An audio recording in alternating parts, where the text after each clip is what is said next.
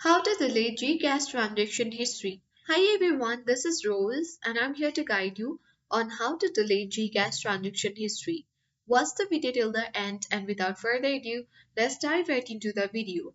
So you need to know that due to security reasons, you cannot delete your GCash transaction history. It remains accessible in your account. But if you still want to remove it, the only way is to permanently delete your GCash account. To do that, you need to launch GCash app and tap profile icon at bottom right corner. You have to proceed towards Help Center and click on Chat with Gigi. Then choose the Submit or Report or Submit a Ticket option. Then type Submit a Ticket and click on the link to submit a ticket. Provide your full name, email, phone number and select the GCash account category. Choose I want to close my GCash account and select the reason for closing the account. Then fill in all the required information and submit your request.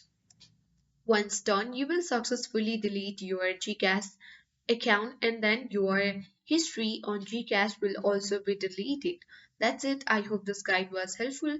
If it was, then do like, share, comment and don't forget to subscribe. Thanks for watching and see you in the next video.